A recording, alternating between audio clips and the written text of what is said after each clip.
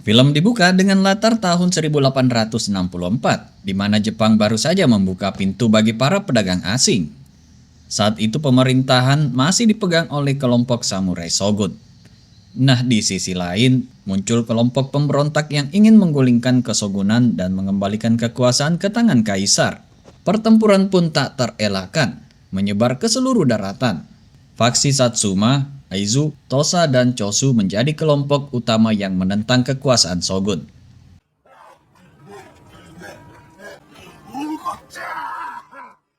Kemudian adegan berpindah ke kediaman keluarga Tsushima di Kyoto. Seorang pemuda pemberontak Shogun bernama Kenshin ditahan di sana. Ia diinterogasi dan disiksa dengan brutal.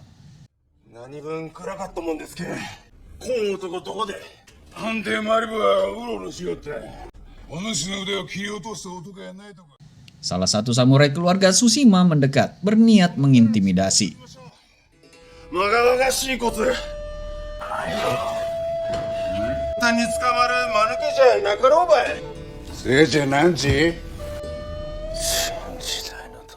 Tapi tiba-tiba, Kenshin justru menggigit telinganya dan memberontak.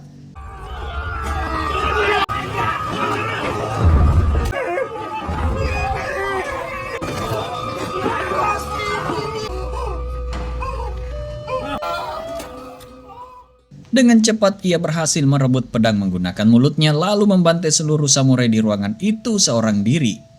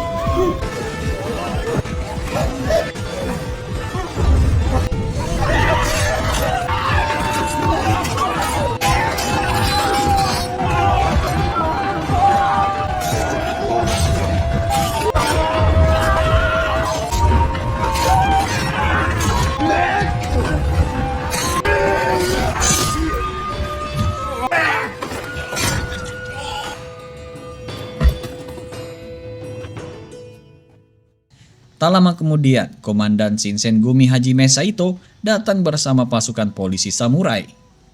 Mereka hanya mendapati pemandangan mengerikan. Seluruh anggota keluarga Tsushima tewas terbunuh. Saito menduga pembantaian ini berkaitan dengan kesetiaan keluarga Tsushima terhadap Shogun.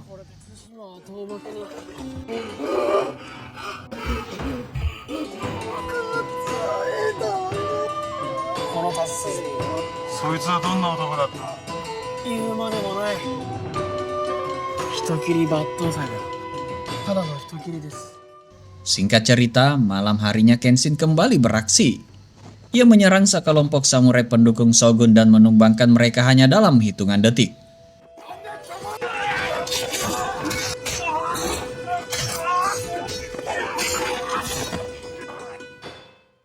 Dari semua korban, hanya tersisa seorang samurai muda. Dengan penuh ketakutan, pemuda itu memohon agar Kenshin mengampuni nyawanya. Beralasan masih ada orang yang ia cintai dan ingin dilindungi. Rupanya permintaan itu sia-sia. Kenshin tetap menebasnya berkali-kali. Dalam usaha terakhir, samurai muda itu berhasil melukai wajah Kenshin, meninggalkan bekas luka yang tak kunjung hilang sebelum akhirnya tumbang.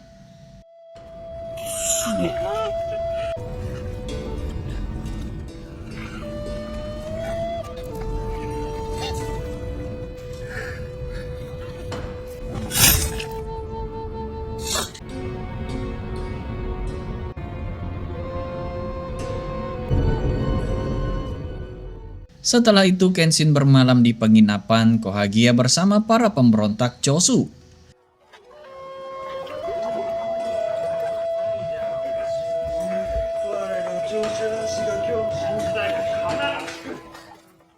Ia menemui pemimpin mereka, Katsura Kogoro, untuk melaporkan pembantaian keluarga Tsushima. Mendengar kabar itu, Katsura memperingatkan Kenshin agar selalu berhati-hati, terutama terhadap Shinsengumi, pasukan elit Shogun yang dikenal sebagai Serigala Mibu. この時世に色かような女子を幸せ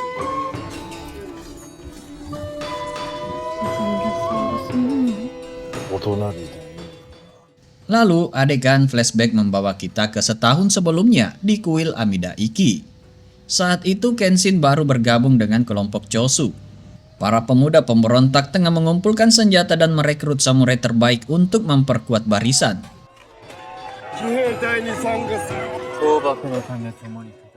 Di sana, Kenshin langsung ditantang duel oleh salah satu anggota Chosu. Awalnya ia menolak, tapi Katsura bersikeras ingin melihat kemampuannya. Dengan sebuah pedang yang diberikan oleh Katsura, Kenshin bertarung dan dengan mudah mempermalukan lawannya.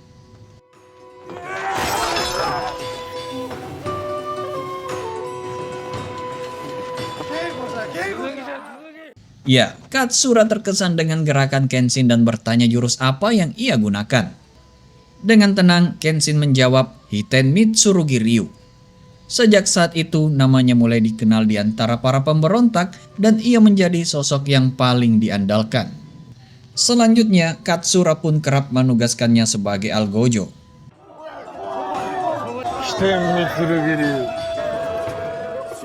By the way, meski begitu, jauh di dalam hatinya, Katsura tahu bahwa Kenshin masih menyimpan sisi manusiawi, hati yang lembut, bahkan setelah menumpahkan begitu banyak darah.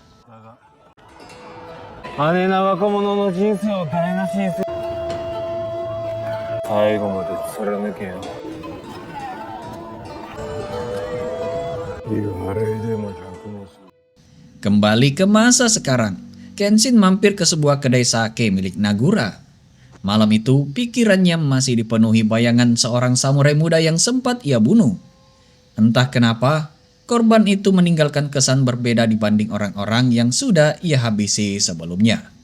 Nah, saat sedang menikmati minuman, tiba-tiba muncul seorang gadis cantik yang duduk di dekatnya. Namun, suasana jadi ricuh ketika dua lelaki mabuk mencoba mendekati gadis itu.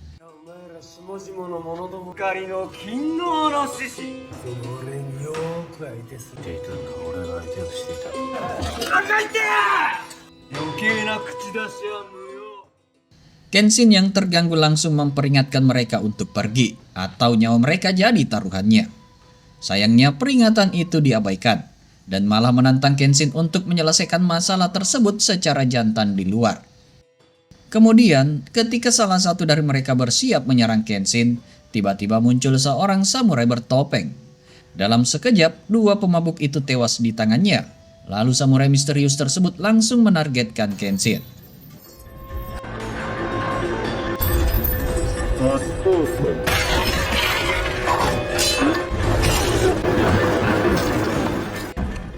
Namun dengan keahliannya, Kenshin berhasil mengalahkan dan membunuh lawan tersebut. Sialnya, semua kejadian itu disaksikan oleh gadis cantik tadi. Terkejut dan ketakutan, ia jatuh pingsan dengan kimono yang penuh bercak darah. Kenshin pun segera membawanya ke penginapan Kohagia agar bisa dirawat dan beristirahat. Keesokan harinya, saat Kenshin memeriksa kamar, ia terkejut mendapati gadis itu sudah bangun dan malah membantu pekerjaan di penginapan. Gadis tersebut kemudian memperkenalkan dirinya sebagai Tomoe Yukishiro. Ia meminta izin untuk bekerja di sana karena sudah tidak punya rumah maupun keluarga.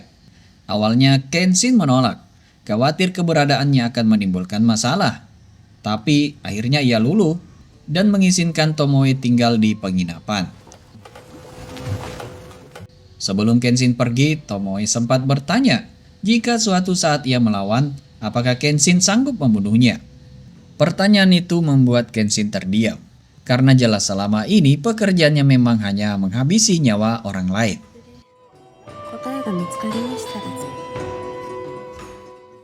Malam harinya, Katsura menerima kabar bahwa Kenshin diserang di dekat kedai. Ia mulai mencurigai adanya pengkhianat dalam kelompok mereka.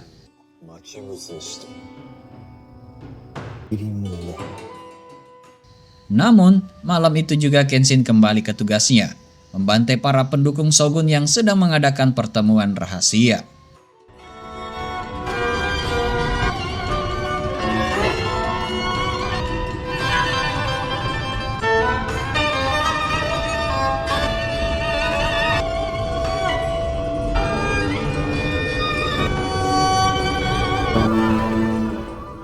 Sementara itu, Tomoe mulai terbiasa dengan kehidupan bersama Kenshin.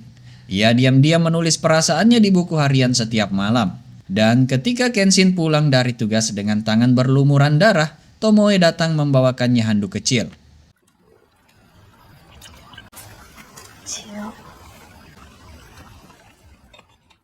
Hari demi hari, Tomoe makin dekat dengan Kenshin.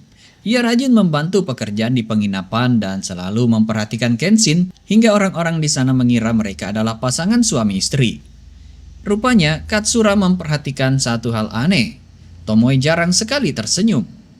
Ia mulai mencurigai gadis itu sebagai mata-mata, meski setelah diselidiki tidak ditemukan bukti apapun.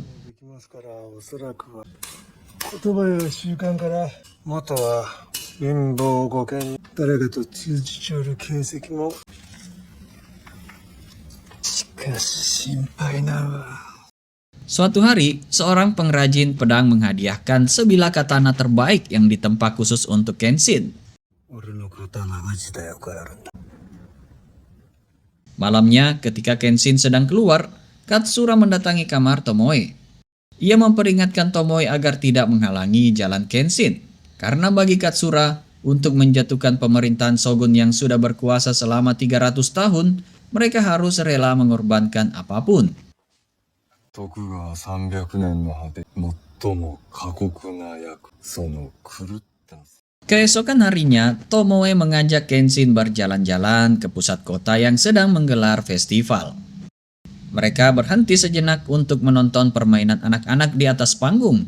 Di momen itu, Tomoe bertanya, apakah Kenshin akan terus mengorbankan banyak nyawa demi mencapai tujuannya?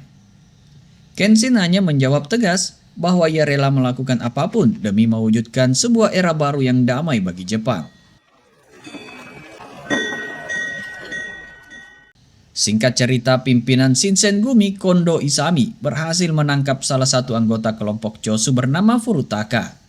Dari interogasi itu, mereka mendapatkan informasi penting bahwa kelompok Chosu berencana membakar istana dan menculik kaisar untuk dibawa ke wilayah mereka. Makanya, Kondo segera memerintahkan pasukannya untuk menangkap semua pemberontak Chosu, hidup ataupun mati. 鈴は判定でな。今度さ、河原町界隈の以上10名が残りは俺に従ってもらう。 Di saat yang sama, Kenshin yang masih memikirkan perkataan Tomoe tiba-tiba didatangi oleh seorang anggota Chosu bernama Isaka. Ia membawa kabar mendesak. Pasukan Shinsengumi akan segera menyerbu markas para pemberontak di Ikedaya. Tanpa pikir panjang, Kenshin langsung bergegas menuju Ikedaya untuk membantu rekan-rekannya.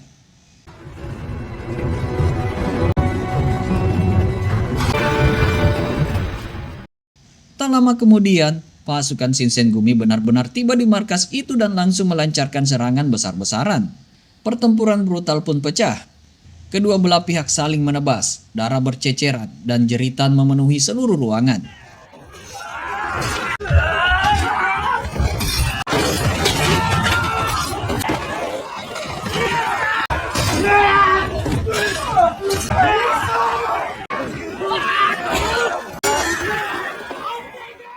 Selanjutnya, para pemberontak yang mencoba melarikan diri justru tertangkap oleh Suji Okita, Kapten Divisi 1 Shinsengumi yang dikenal kejam dan mematikan.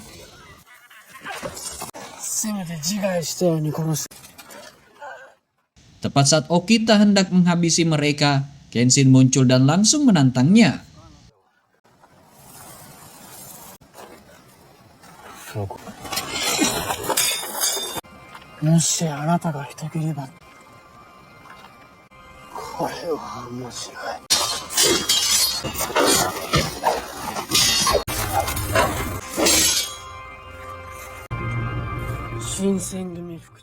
Pertarungan keduanya berlangsung sengit. Dua pendekar pedang dengan kecepatan luar biasa saling mengadu jurus di tengah kekacauan.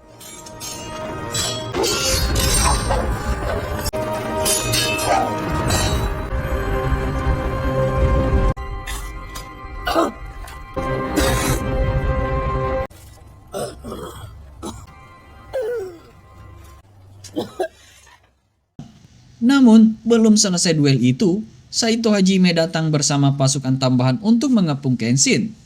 Situasi makin genting. 池田屋全員片付けた。やめろ、日村。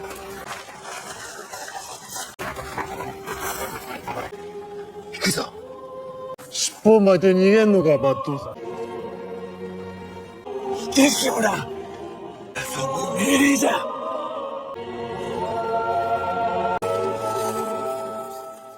Malam itu, pertempuran besar pun menjalar ke seluruh kota Kinmon. Api membakar bangunan, teriakan dan suara pedang menggema di udara. Pertempuran berdarah itu dikenal sebagai salah satu titik balik yang membuat kota hampir menjadi abu. Setelah insiden Ikedaya, pasukan Shinsengumi makin memperketat patroli di seluruh Kyoto. Para pemberontak Chosu pun terpaksa bersembunyi, termasuk Kenshin yang kini hidup dalam kewaspadaan tinggi. しかしがここも引き払うぞ。新選組がいつも襲ってきて。 Tapi malam itu, saat Tomoe berusaha menyelimuti Kenshin yang sedang tertidur, terjadi sesuatu yang mengejutkan. Refleks sebagai seorang pembunuh membuat bila tajam pedang Kenshin hampir saja mengenai leher Tomoe. Untung saja ia segera tersadar dan dengan penuh penyesalan meminta maaf. Kenshin bahkan berjanji bahwa ia tak akan pernah membunuh Tomoe, bahkan jika Tomoe suatu hari menghunuskan pedang ke arahnya. 今のあなたにはあなたが刀を手にしたの。もうしばらくおそばにいさせていただきます。 Belum sempat mereka menenangkan diri, Saito Hajime dan pasukan Shinsengumi datang mengepung penginapan, mencari para pemberontak Chosu yang bersembunyi di sana. Keadaan semakin genting, hingga akhirnya Kenshin terpaksa membawa Tomoe kabur dari tempat itu sebelum semuanya terlambat.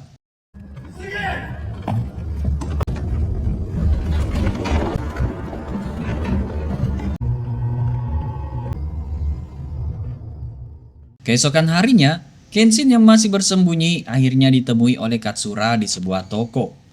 Katsura menyarankan Kenshin untuk menjauh dari Kyoto sampai keadaan lebih tenang.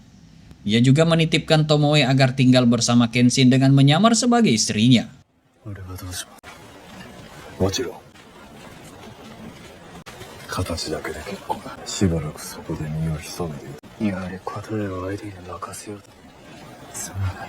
俺はこんなだから。いつまで続くか。できれば形だけでな。はい、共に。お供させていただきます。 Setelah itu, Kenshin benar-benar mengajak Tomoe untuk hidup bersama. Bahkan ia menyatakan perasaannya, ingin menjadikan Tomoe pasangan seumur hidup. Mereka pun meninggalkan kota dan akhirnya sampai di sebuah rumah kecil sederhana di pedesaan luar Kyoto.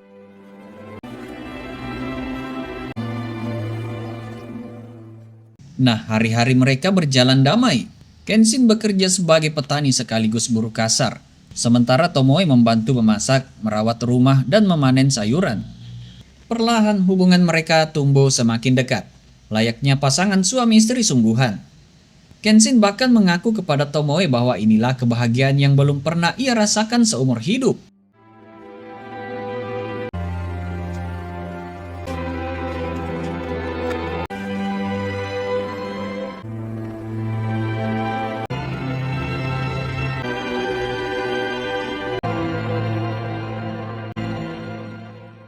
Beberapa waktu kemudian, Izaka datang membawa sejumlah uang untuk membantu Kenshin dan Tomoe bertahan hidup. 今日から薬屋の女房じゃ。 Tapi rupanya, setelah pergi, ia diam-diam diikuti oleh Katagai, salah satu anggota Chosu. Dari sana, terbongkar bahwa Izaka ternyata adalah pengkhianat yang bekerja sama dengan kelompok Yominobu, sebuah organisasi bayangan pendukung Shogun. Singkat cerita, Izaka membocorkan lokasi persembunyian Kenshin dan Tomoe. Katagai yang berniat memberitahu Katsura justru ketahuan dan dibunuh oleh salah satu anggota Yaminobu. Makanya, Tatsumi pemimpin Yaminobu mulai khawatir bila ada informasi yang tersebar. Ia pun mengutus anak buah termudanya, Enishi, untuk menemui Tomoe tanpa diketahui Kenshin. Keesokan paginya, Enishi tiba di rumah kecil itu dan akhirnya bertemu dengan kakak perempuannya Tomoe. By the way, di hadapan Tomoe, Enishi menyatakan ingin membantu membalaskan dendamnya kepada Kenshin.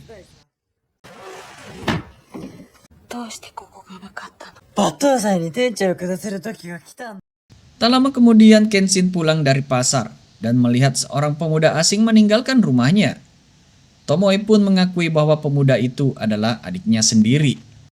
Sore harinya, Tomoe akhirnya menceritakan semuanya kepada Kenshin. Ia mengungkap masa lalunya. Ibunya meninggal ketika Enishi lahir, membuat sang ayah harus membesarkan mereka sendirian. Sejak kecil Enishi kurang mendapat kasih sayang, sehingga sering membuat keputusan keliru. Tomoe sendiri pernah bertunangan dengan sahabat masa kecilnya yang sudah menjadi samurai. Tapi sayangnya, takdir berkata lain. Tunangannya tewas beberapa hari sebelum pernikahan mereka. Kemudian, melihat Tomoe larut dalam kesedihan, Kenshin mencoba menenangkan. Ia memeluk Tomoe dan berjanji tak akan lagi menghunus pedang setelah era baru tercapai. Kenshin bersumpah ingin membuat Tomoe bahagia selamanya.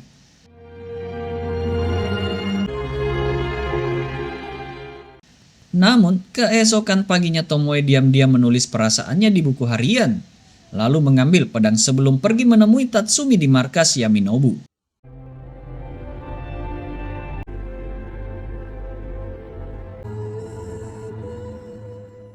Ia menyangka kedatangannya akan membantu, tapi kenyataannya Yaminobu hanya memanfaatkan Tomoe untuk mendekati Kenshin dan mencari kelemahannya. Lalu, saat Tomoe sampai di markas, ia terkejut mendapati hanya Tatsumi seorang diri yang menunggu. Pasalnya, Tatsumi sudah mengirim pasukan khususnya untuk menjebak dan membunuh Kenshin. Ia mulai curiga bahwa Tomoe sebenarnya menyembunyikan sesuatu. Bahwa ia sudah terlanjur jatuh hati pada Kenshin, sehingga enggan mengkhianatinya sepenuhnya. Di sisi lain, Kenshin terbangun dan panik ketika menyadari Tomoe tak ada di rumah. Ia bergegas keluar, ia bertemu dengan Izaka yang datang membawa kabar mengejutkan. Rupanya, Tomoe sebenarnya adalah mata-mata musuh yang sejak awal ditugaskan hanya untuk mengawasi Kenshin. Pasalnya, untuk membuktikannya, Izaka memberikan buku harian Tomoe. Saat dibuka, hati Kenshin hancur berkeping-keping. Ia menemukan kenyataan bahwa samurai yang dulu ia bunuh, yang juga meninggalkan luka silang di wajahnya, adalah tunangan Tomoe, seorang pemuda bernama Kiyosato. Ya, sejak awal Tomoe mendekatinya demi balas dendam. 決まっていたんです。相手は Sementara itu di tempat lain, Tomoe akhirnya sadar bahwa dirinya hanya dimanfaatkan kelompok Yaminobu untuk menjatuhkan Kenshin. Maka ia memberanikan diri melawan Tatsumi dengan sebilah tanto, namun dengan mudah serangannya dipatahkan. Tomoe dijatuhkan dan disiksa tanpa ampun.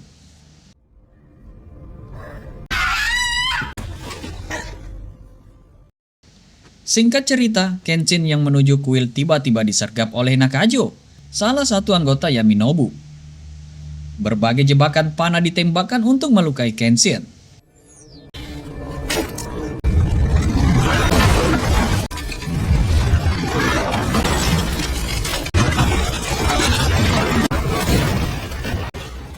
Kemudian, saat mengira Kenshin sudah lemah, Nakajo maju untuk menghabisinya. Namun, dengan satu tebasan cepat, Kenshin berhasil melukai tangan Nakajo hingga parah.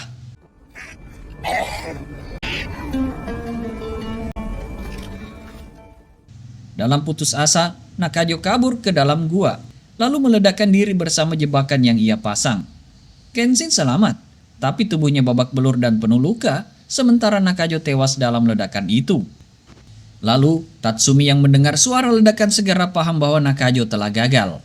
Ia pun mengirim dua anak buahnya, Sumita dan Mumyoi, untuk menghadapi Kenshin. Pertarungan sengit tak terelakkan.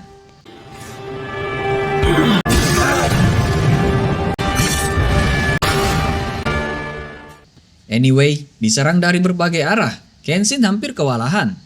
Namun dengan sisa tenaganya, ia berhasil menumbangkan mereka berdua. Sayangnya, sebelum mati, mereka juga memicu ledakan besar. Setelah itu, Kenshin masih selamat. Tapi dampaknya membuat penglihatannya hampir buta. Tubuhnya goyah, ia terpaksa menggunakan sarung pedangnya sebagai tongkat untuk berjalan. Kemudian, mengetahui semua pasukannya sudah tumbang, Tatsumi akhirnya turun tangan sendiri. Dengan pedang di tangan, ia menantang Kenshin dalam duel terakhir. Meski setengah buta dan tubuhnya penuh luka, Kenshin tetap bertahan. Tebasan demi tebasan menghujam tubuhnya, tapi ia terus melawan.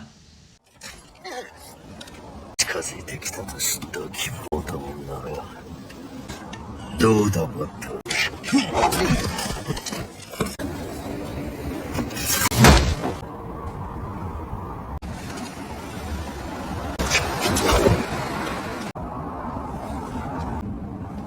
なぜただ何のために。 Ya, di saat kritis, Tomoe yang sebelumnya tersiksa oleh Tatsumi bangkit dengan sisa tenaga terakhir. Ketika Tatsumi hendak melancarkan serangan penutup ke arah Kenshin, Kenshin sengaja membiarkan dirinya terkena luka agar bisa menebak posisi lawannya. Dengan instingnya, ia membalikkan serangan. Namun tepat di momen itu, Tomoe menerobos masuk ke antara mereka. Ia memilih menahan serangan Kenshin dengan tubuhnya sendiri, sambil menusukkan pisaunya ke Tatsumi. Dalam sekejap, Tatsumi tewas, tapi Tomoe juga ikut rebah, tertikam oleh pedang Kenshin. Setelah itu, saat penglihatan Kenshin kembali pulih, ia mendapati Tomoe tergeletak berlumuran darah. Dengan nafas terakhir, Tomoe meminta maaf dan menggoreskan pedang di wajah Kenshin, meninggalkan bekas luka silang yang kelak akan selalu mengingatkan Kenshin pada dirinya. Dan di hari itu juga, Kenshin harus merelakan wanita yang paling ia cintai meninggal dalam pelukannya sendiri.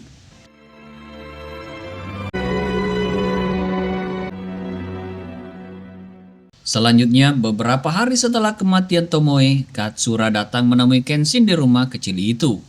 Ia mengabarkan bahwa mata-mata yang selama ini menyusup di kelompok mereka ternyata adalah Izaka. By the way, Katsura sudah mengutus seorang pendekar pedang untuk memburunya. Mendengar itu, Kenshin hanya menjawab singkat.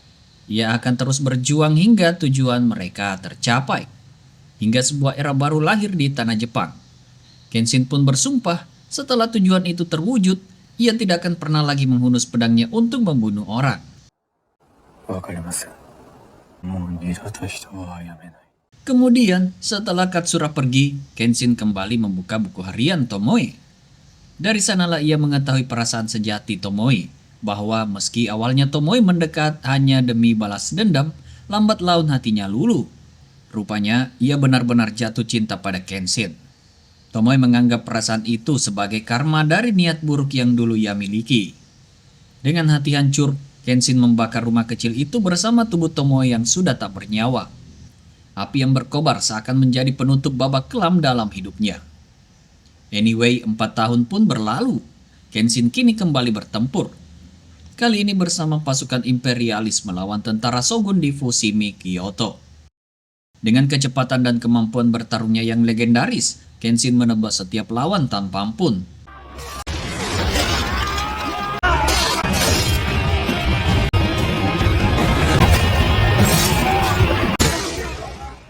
Pertempuran besar itu berakhir dengan kemenangan di pihak kekaisaran.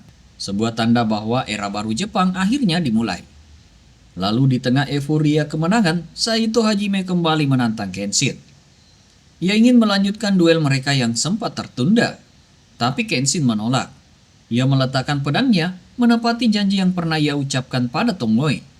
Bahwa ketika era baru datang, pedang itu tidak akan lagi digunakan untuk membunuh. Dan sejak saat itu Kenshin mulai menjalani hidup barunya sebagai batose yang berhenti menebas nyawa.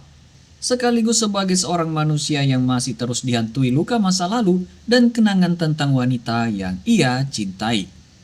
Dari kisah Kenshin dan Tomoe kita belajar bahwa balas dendam tak pernah menyembuhkan. Ia hanya menoreh luka baru. Tomoe yang datang dengan niat membalas justru terperangkap dalam takdir tragis. Hingga hatinya luluh pada sosok yang mestinya ia benci. Kenshin pun tersadar pedang takkan pernah membawa damai. Sebab kedamaian sejati lahir ketika kita berhenti melukai.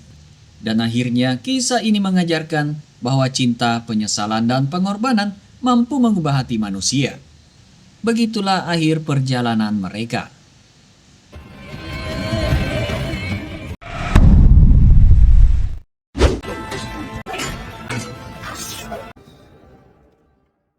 Film dibuka dengan pertempuran sengit di Kyoto antara pasukan pemberontak dan pasukan shogun.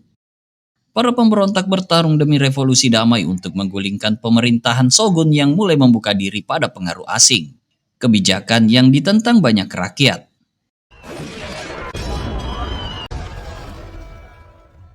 Konflik ini telah berlangsung sejak 1864 dan mencapai klimaks pada tahun 1868 ketika pemberontak akhirnya menang. Pertempuran berlangsung brutal, namun kemenangan mereka menandai awal era baru.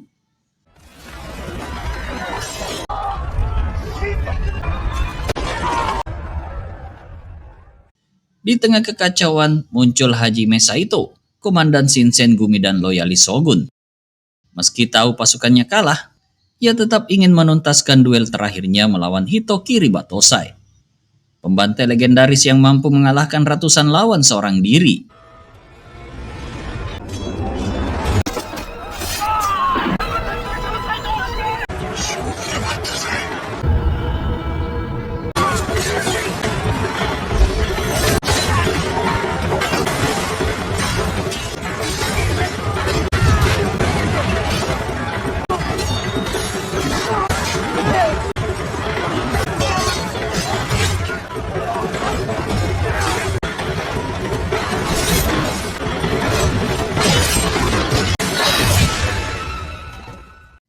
Namun setelah pertempuran usai, Batosai yang bernama asli Himura Kenshin memilih meninggalkan pedangnya.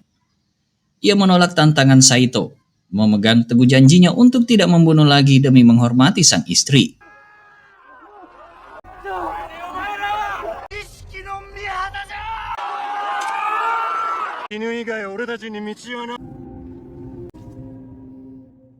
Kenshin menancapkan pedangnya ke tanah, simbol bahwa Hitokiri Batosai telah mati.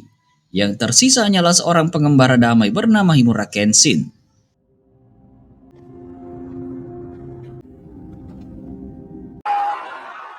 Sementara sorak kemenangan menggema di sekelilingnya dan bendera kekaisaran dikibarkan sebagai simbol akhirnya perdamaian, bayang-bayang masa lalu masih terus membuntuti langkahnya. Beberapa saat setelah denting pedang terakhir mereda, seorang samurai muda Shinsengumi perlahan bangkit dari tumpukan mayat. Tubuhnya penuh luka, langkahnya tertatih di antara sisa-sisa pertempuran brutal.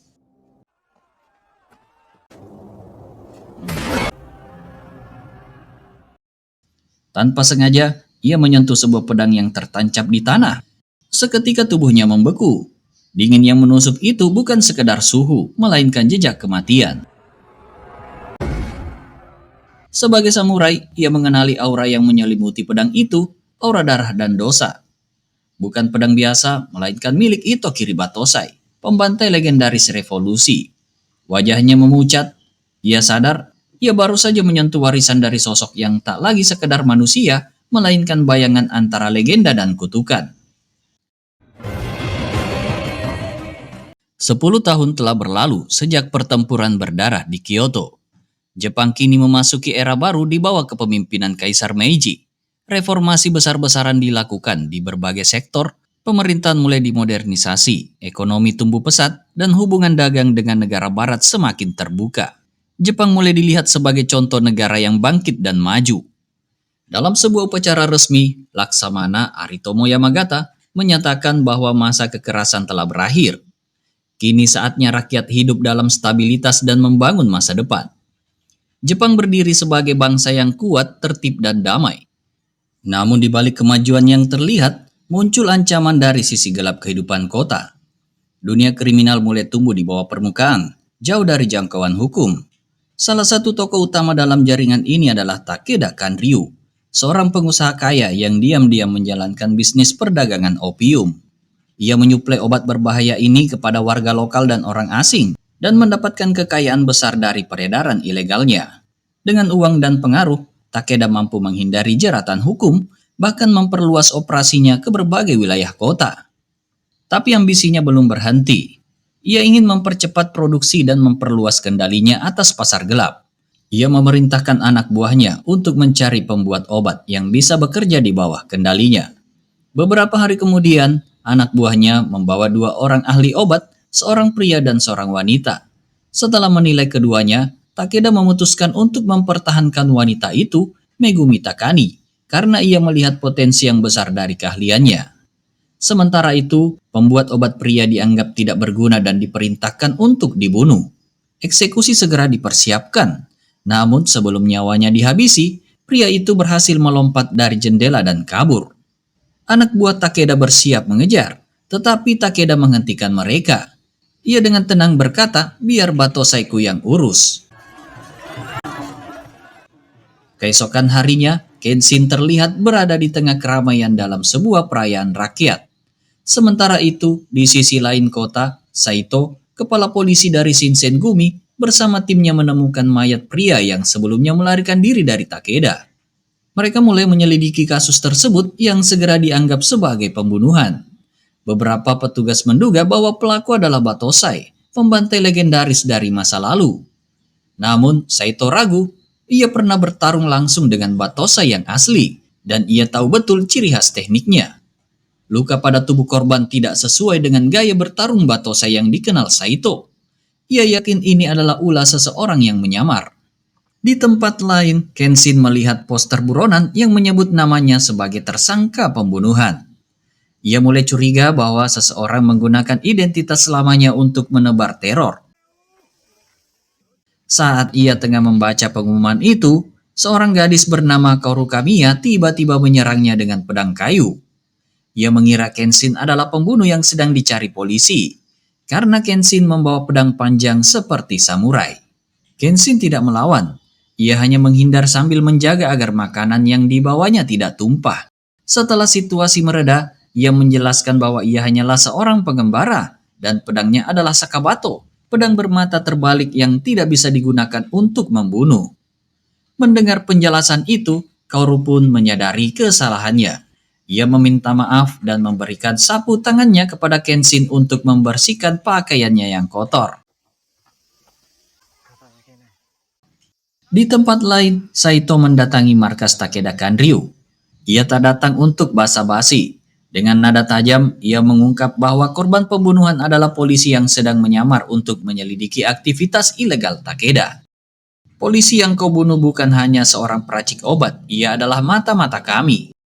Takeda tersenyum licik, menyembunyikan ketegangan di balik sopan santun palsunya. Ia tahu hukum dan lebih dari itu, ia tahu cara membelinya. Apakah kau punya bukti? Tanyanya tenang, menyeruput tehnya tanpa gentar. Saito menatapnya tajam. Ia tahu bahwa Takeda bermain di atas benang hukum yang rapuh, dan selama ia belum terpeleset, tidak ada yang bisa menyentuhnya. Namun malam itu keadaan berubah. Takeda mendapat kabar mengejutkan. Megumi Takani, aset terpentingnya dalam produksi opium, telah melarikan diri dari markas. Wajah Takeda mengeras. Jika Megumi tertangkap pihak berwajib, seluruh rahasia bisnis gelapnya bisa terungkap. Ia tak bisa membiarkan itu terjadi. Maka, ia memanggil kartu asnya. Sosok yang hidup dalam bayang-bayang. Pria misterius yang mengklaim dirinya sebagai Batosai, Udo Jine. Jine bukan pembunuh biasa. Ia adalah mantan samurai dari masa lalu. Salah satu dari sedikit yang selamat dari pertempuran Kyoto. Megumi, yang sadar bahwa nyawanya kini jadi incaran, segera berlari ke kantor polisi Shinsengumi, berharap perlindungan. Namun Jine bergerak cepat. Malam itu, kantor polisi menjadi ladang pembantaian. Dalam senyap, satu persatu petugas dibantai tanpa ampun. Megumi bersembunyi, tubuhnya gemetar. Di balik pintu yang ia ganjal dengan tongkat, ia bisa mendengar langkah kaki Jine yang perlahan mendekat, dan senyum mengerikan yang menyertai. Berpikir cepat, ia memecahkan jendela dan melompat keluar, berharap masih ada kesempatan untuk bertahan hidup. Dalam perjalanan pulang menuju markas Takeda, Udo membunuh seorang polisi yang mencoba menghentikannya. Tanpa ragu, ia melemparkan tubuh korban dari atas jembatan. Kebetulan, Kaoru yang sedang melintas di sekitar lokasi melihat langsung kejadian tersebut. Ia segera mengenali pelaku sebagai Udo, buronan berbahaya yang dikenal dengan sebutan Batosai. Kaoru tidak bisa menahan emosinya. Ia maju menghadang Udo dengan pedang kayu yang dibawanya. Keberaniannya didorong oleh dendam lama. Ayah Kaoru, seorang pendekar yang menjunjung tinggi prinsip melindungi tanpa membunuh, dibunuh secara kejam oleh seseorang yang dikenal sebagai Batosai beberapa tahun silam. Kaoru yakin Pria di depannya lah orang yang bertanggung jawab atas kehancuran keluarganya. Namun tekad Kaoru tidak sebanding dengan kekuatan Udo. Hanya dengan satu serangan cepat, Udo berhasil menjatuhkannya. Saat Udo hendak melanjutkan serangan, Kenshin tiba di lokasi setelah mendengar keributan. Ia langsung melindungi Kaoru dari serangan berikutnya.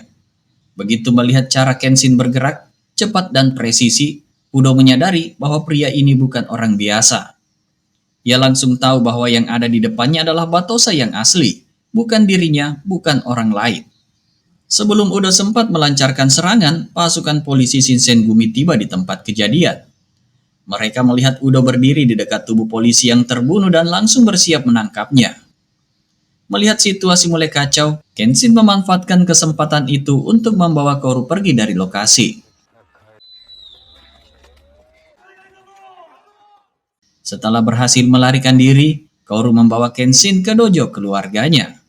Ia merasa berhutang budi atas pertolongan Kenshin. Di sana ia menceritakan bahwa dojo tersebut dulunya adalah tempat pelatihan bela diri milik ayahnya. Tapi sejak kematian sang ayah dan munculnya kembali nama Batosai dalam serangkaian kasus pembunuhan 6 bulan terakhir, dojo itu kehilangan reputasinya. Murid-muridnya pergi satu persatu. Kini hanya tersisa seorang anak laki-laki bernama Yahiko. Meski masih menyimpan dendam dan luka batin, Kaoru bersikeras mempertahankan ajaran Kamiya Kashinryu, sebuah aliran yang percaya bahwa pedang digunakan untuk melindungi, bukan untuk membunuh.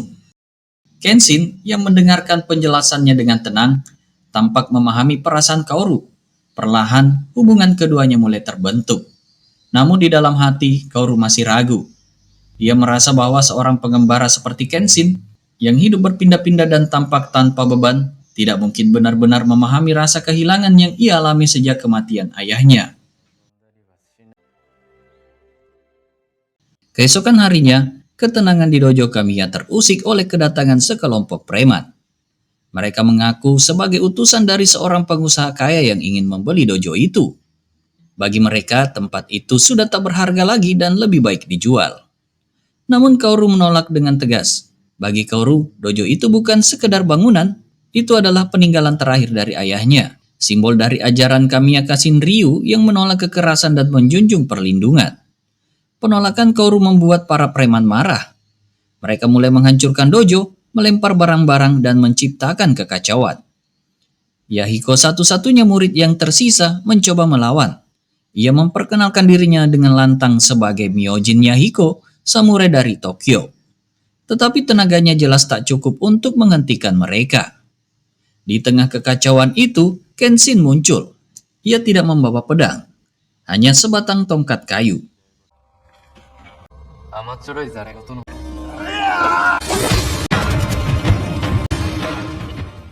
Tapi dengan teknik bertarungnya yang cepat dan akurat, ia menjatuhkan para preman satu persatu tanpa melukai mereka secara fatal. Semua serangan dilumpuhkan tanpa ada satupun nyawa melayang.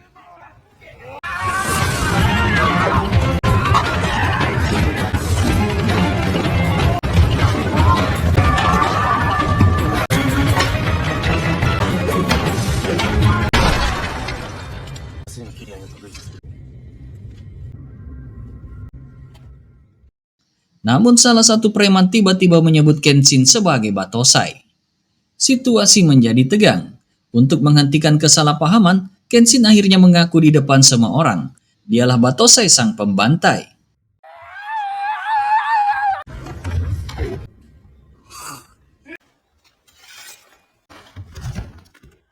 Tak lama kemudian, pasukan polisi Shinsengumi tiba.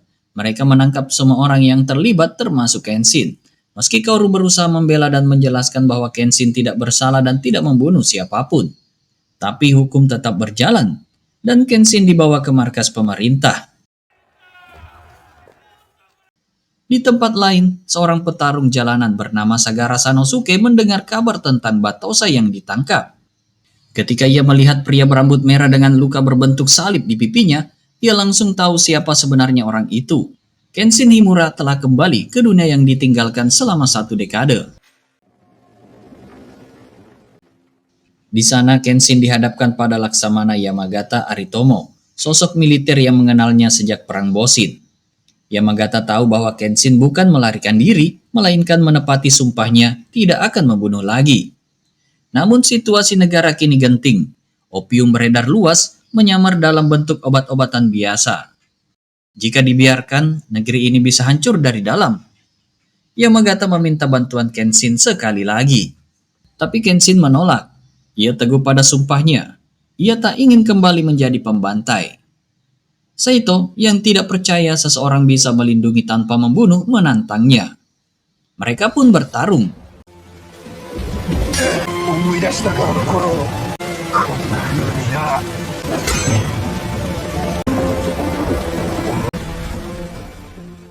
Duel singkat itu penuh ketegangan.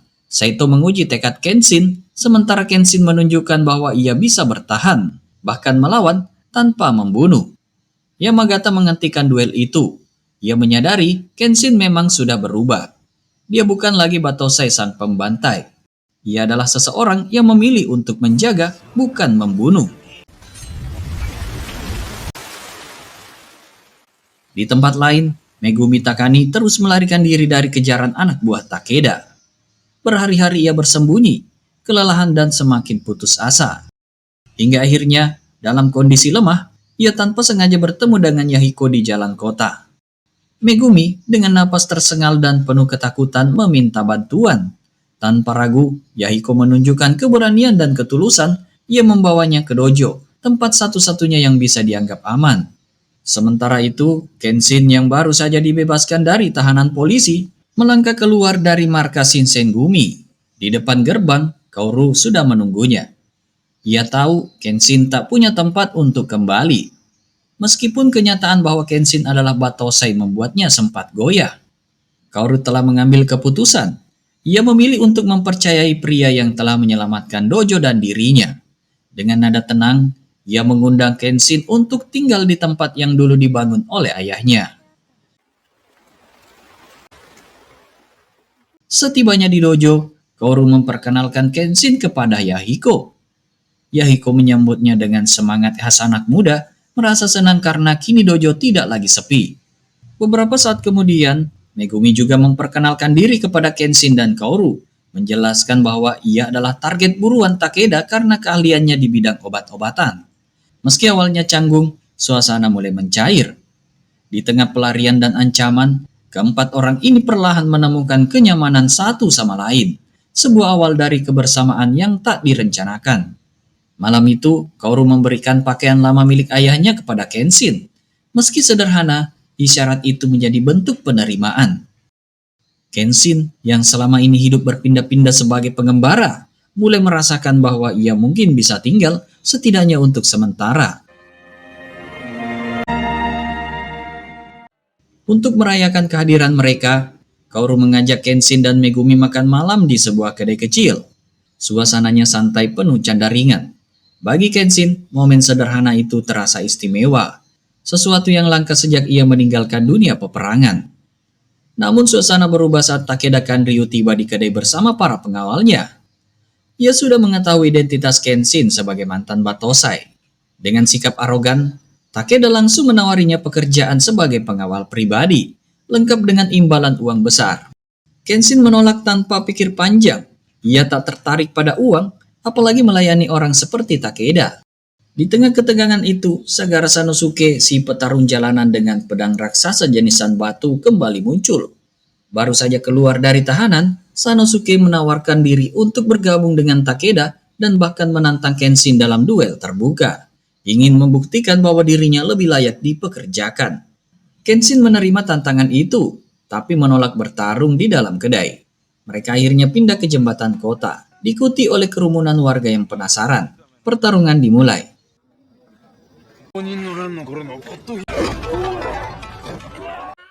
Sanosuke menyerang dengan kekuatan brutal, mengayunkan sanbotunya tanpa henti.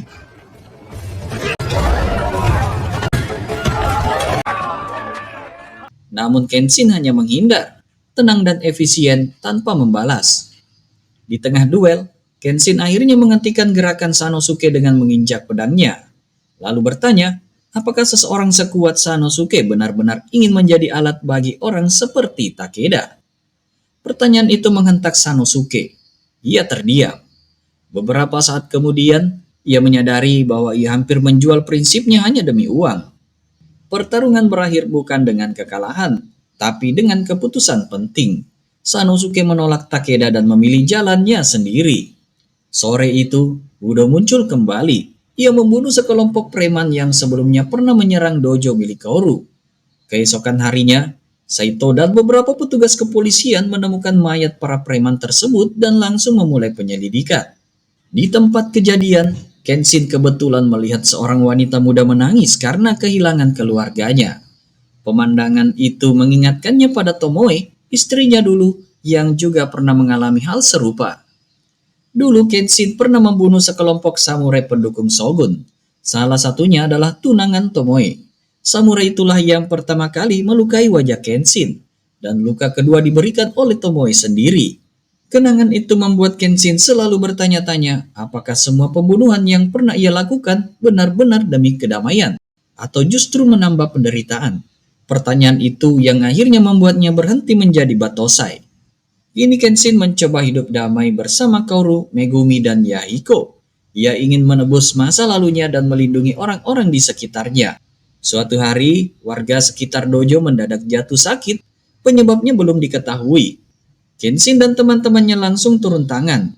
Mereka membantu proses detoksifikasi, dipimpin oleh Megumi yang ahli pengobatan, dan dibantu Sanosuke. Warga pun perlahan pulih.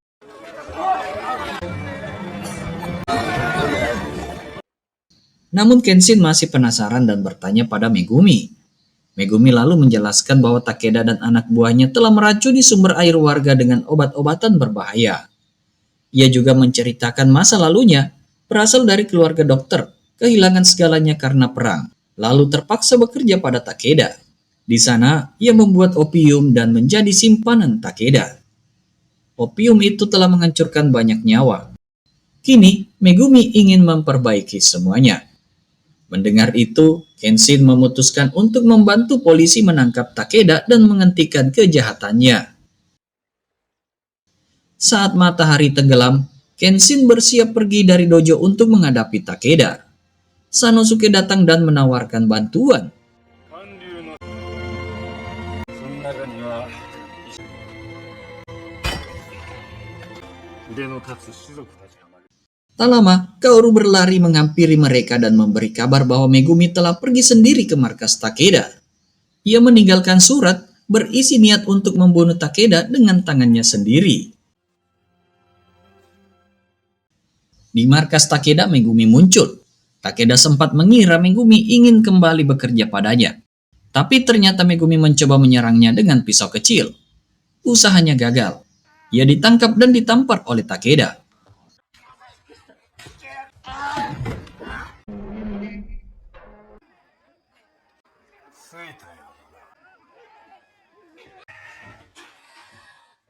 Sementara itu, Kenshin dan Sanosuke tiba di markas Takeda. Mereka disambut oleh pasukan Takeda dan pertarungan pun dimulai.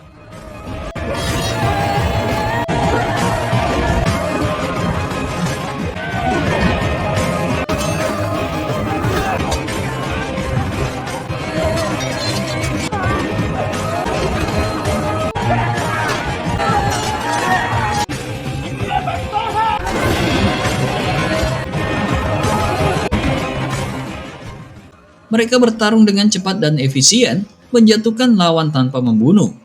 Pedang Kenshin yang tumpul tetap mematikan berkat keahliannya.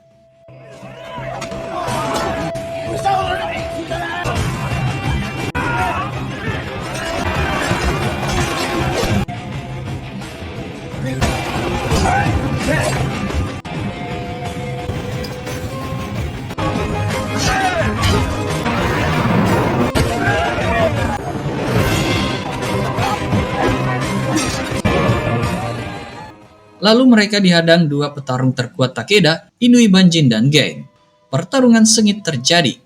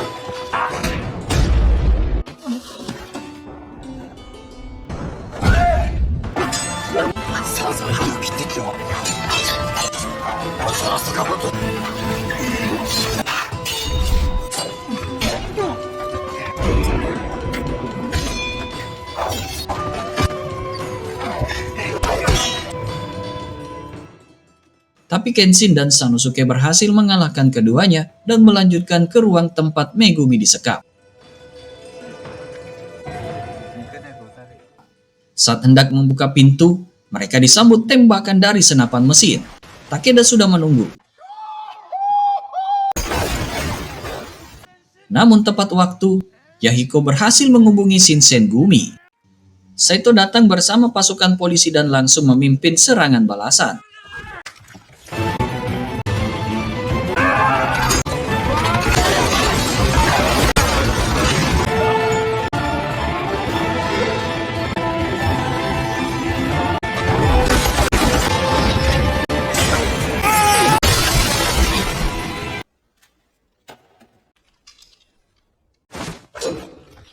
Pertempuran dimenangkan, markas berhasil diamankan, dan Takeda ditangkap.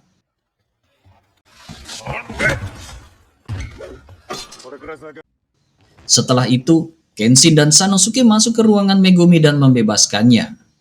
Namun Megumi memberi kabar buruk. Dengan suara lemah ia berkata, Udo telah menculik Kaoru. Tujuannya memancing Kenshin agar kembali menjadi Batosai. Sore itu, langit mulai menggelap saat Kenshin tiba di tempat persembunyian Udo.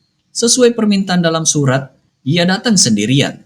Lokasinya sunyi dan gelap, tepat seperti yang diinginkan Udo. Begitu Kenshin masuk, Udo langsung muncul, membawa pedang yang sudah menewaskan banyak orang. Pertarungan dimulai.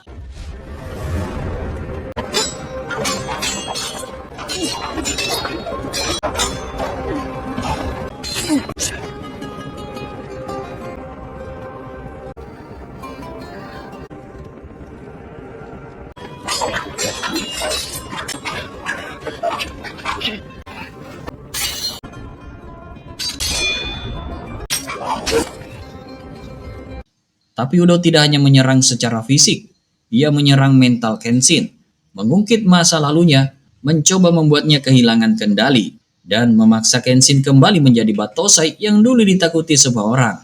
Saat Kenshin mulai terbawa emosi, Udo melakukan hal yang lebih kejam. Ia menggunakan teknik terlarang, jurus yang menyiksa Kaoru secara perlahan dengan tekanan langsung ke paru-parunya. Ia sengaja melakukannya agar Kenshin terpancing untuk membunuh. Ayo Batosai, ucap Udo, bunuh aku atau dia mati. Ancaman itu menekan Kenshin. Ia tahu satu-satunya cara menyelamatkan Kaoru adalah dengan mengerahkan seluruh kekuatannya. Ia bertarung habis-habisan.